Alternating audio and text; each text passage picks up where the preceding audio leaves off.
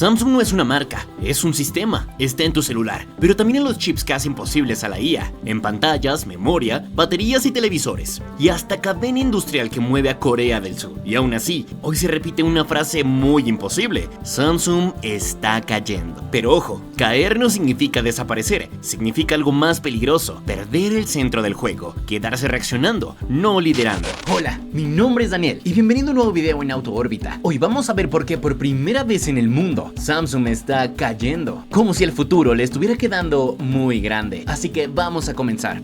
Samsung nace en 1938 como un negocio de comercio en Corea, fundado por Lee Jong-chung. El nombre significa 3 estrellas, una idea de grandeza y permanencia. Con los años, Samsung se convierte en lo que Corea del Norte conoce como chaebol, un conglomerado enorme, con tentáculos en múltiples industrias, capaz de sostener inversiones gigantescas durante décadas. Lo clave es que Samsung no creció por marketing, creció por industrialización brutal, fabricar, fabricar y fabricar. En electrónica, ese salto se consolida desde finales de los 60 y se acelera con el tiempo, hasta que Samsung termina dominando componentes esenciales como memorias DRAM o NAND, pantallas y gran parte del ecosistema de microchips. Y cuando llega la era del smartphone, Samsung hace algo que casi nadie podría hacer: controlar gran parte de su propia cadena. Muchos dependen de terceros. Samsung podía fabricar pantallas, memorias, sensores y venderle componentes incluso a sus rivales. Samsung no era el que te vendía celulares, era el que te vendía cualquier pieza necesaria para la creación de cualquier electrodoméstico o aparato electrónico. Ese modelo lo volvió gigante, pero también lo volvió vulnerable cuando el destino cambió de forma.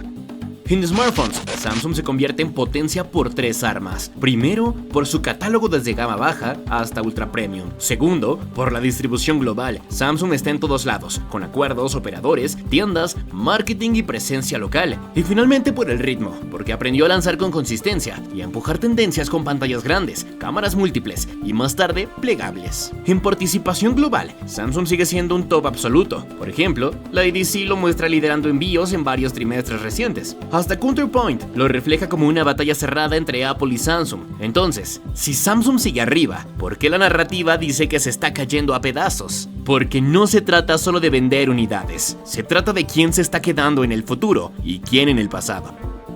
Cuando la gente piensa en Samsung, casi siempre piensa en celulares, pero la verdad es que los celulares no son el corazón real del imperio. El verdadero motor de Samsung está en algo que casi nadie ve: los chips y la memoria. Samsung es uno de los mayores fabricantes del mundo en memoria RAM y almacenamiento. Literalmente, gran parte de la tecnología que usamos hoy en día, teléfonos, servidores, computadoras, consolas, centros de datos, funcionan gracias a piezas de Samsung. Durante años, este negocio fue una máquina de dinero tan grande que podía compensar casi cualquier error en otras áreas. El problema es que este mundo no es estable, es cíclico y brutal. Hay años donde se vende, otros donde hay exceso de inventario, caídas de precios y pérdidas millonarias. Y justo cuando el mundo entró en una fiebre de inteligencia artificial, el juego cambió de reglas. Porque la IA no necesita una memoria cualquiera, necesita una memoria ultra rápida, especializada, capaz de mover enormes cantidades de datos. Y aquí aparece la grieta. Samsung, por primera vez, no llegó primero. Mientras otros competidores avanzaron más rápido en este tipo de memoria, Samsung tuvo que ajustar procesos, resolver problemas técnicos y ponerse al día, justo cuando el mercado ya estaba exigiendo resultados inmediatos. Eso provocó algo que casi nunca se veía. Samsung empezó a recortar, ajustó producción y había mucha presión interna por corregir el rumbo. No porque Samsung haya perdido su capacidad, sino porque por primera vez en mucho tiempo no estaba marcando el ritmo. Y cuando tu negocio principal deja de liderar, todo lo demás empieza a sentirse muy inestable. Y este es el punto clave que mucha gente no entiende. Samsung no empezó a tener problemas por los celulares, empezó a sentir presión cuando realmente dejó de dominar lo que persigue la tecnología por detrás. Durante muchos años, el mercado de los celulares creció sin parar. Cambiar de teléfono era normal y hasta emocionante. Las marcas podían equivocarse porque siempre había nuevos compradores dispuestos a probar algo distinto. Hoy ese escenario ya no existe. El mercado se enfrió, la gente cambia menos de celular y piensa más antes de gastar. Cuando eso pasa, cualquier error se vuelve evidente. Ya no se puede ocultar una mala decisión con volumen de ventas. Para Samsung, este enfriamiento llega en un momento complicado. Los teléfonos cuestan más producirlos, pero el usuario promedio ya no siente diferencias claras diferencias entre un modelo nuevo y el del año anterior. Las mejores existen, pero son sutiles y muchas veces invisibles para quienes quieren un teléfono simplemente que funcione. Eso coloca a la marca en una posición incómoda. Subir precios genera rechazo, mantenerlos reduce ganancias, y si la innovación no se percibe con claridad, el interés simplemente desaparece. Cuando el mercado crece, estos problemas pasan desapercibidos, pero cuando el mercado se detiene, todo es muy evidente. Y este es el momento preciso en el que las marcas ya no ganan por la calidad o la cantidad, ganan por la confianza. Apple, por ejemplo, a diferencia de Samsung, te ha vendido identidad, pues mientras Apple puede venderte un teléfono que se ve exactamente igual con 5 años del paso del tiempo, la gente va a querer seguir comprándolo porque te marca estatus, identidad. Y Samsung siempre ha vendido innovación, buenos componentes, y la gente hoy en día ya busca pagar lo menos por ello.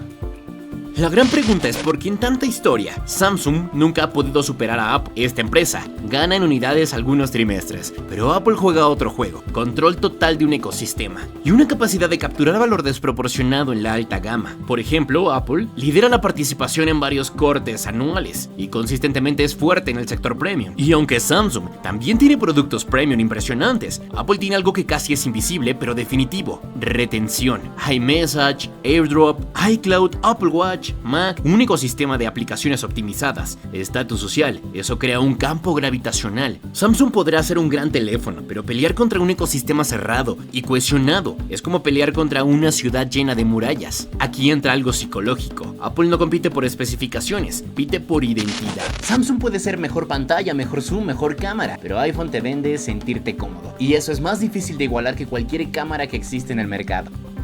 Pero la mayor presión de Samsung no siempre viene de arriba, no siempre es Apple, muchas veces viene de abajo y casi sin hacer ruido. Aquí es donde entra Xiaomi. Xiaomi no compite por estatus ni ecosistema, compite por percepción de valor. Para muchos usuarios ofrece algo muy claro, un teléfono que casi es lo mismo por menos dinero. Y cuando el mercado se enfría, ese mensaje es muy poderoso. Durante años Samsung dominó la gama media, era una opción segura, una marca conocida con buena calidad y precios razonables. Pero ese espacio empezó a llenarse. Xiaomi llegó con especificaciones atractivas y precios agresivos. Poco a poco fue cambiando la pregunta del consumidor. Ya no es ¿este Samsung es bueno? Más bien es porque el Samsung ya no cuesta lo de un Xiaomi. Y es una duda peligrosa, porque no nace un odio a la marca, nace una comparación constante. Y cuando un teléfono se parece cada vez más a otros, las mejoras son menos evidentes. Y el precio es el argumento más importante. Samsung no está perdiendo usuarios de golpe, los está perdiendo lentamente, usuario por usuario, decisión por decisión. Y claro, Xiaomi no tuvo que ser mejor que Samsung, simplemente tuvo que ser igual. Y en el momento en que fue igual pero más barato, ahí la gente empezó a desplazar a Samsung. Y es curioso porque ninguna otra marca vende pertenencia. Apple es incomparable, pero Samsung y el resto de marcas están compitiendo por quién te vende el teléfono más completo. Sin embargo, la mayoría se enfoca en darte un precio muy accesible y Samsung no lo ha entendido. Tienes dos teléfonos, uno Samsung y uno Xiaomi, con exactamente las mismas características, uno de $1000 y uno de 700. Dime por qué no comprarías el de 700 si es lo mismo.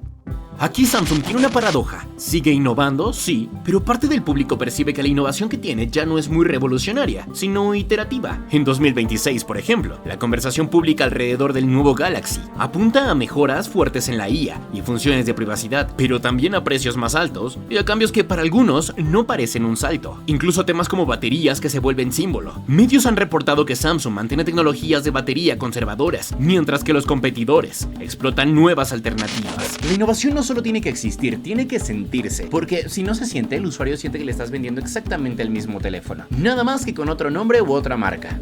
Entonces la pregunta es inevitable. ¿Samsung ya no es importante como antes? La respuesta corta es no. Samsung sigue siendo una de las empresas tecnológicas más grandes del planeta. Sigue vendiendo millones de teléfonos, sigue fabricando componentes clave y sigue teniendo un peso enorme en la industria global. El problema no es su tamaño, el problema es la posición en la que se encuentra. Antes, cuando se hablaba de innovación en móviles, Samsung era protagonista, marcaba tendencias, imponía formatos y obligaba a los demás a reaccionar. Hoy el escenario es distinto, el liderazgo se divide. Apple domina el ecosistema, empresas especializadas lideran áreas claves de inteligencia artificial y marcas chinas presionan el precio y la velocidad. Samsung ya no es un gran referente. Eso no significa que esté fuera del juego, significa que ahora compite en más frentes al mismo tiempo. Tiene que fortalecer su división de chips mientras sostiene su negocio móvil, tiene que impulsar inteligencia artificial sin perder identidad y mantener presencia global mientras ajusta costos en un mercado exigente. El futuro de Samsung no depende de lanzar un teléfono espectacular, depende de ejecutar con precisión evolución en varias áreas al mismo tiempo. Si logra recuperar liderazgo en una memoria, fortalecer sus chips, consolidar su experiencia de software,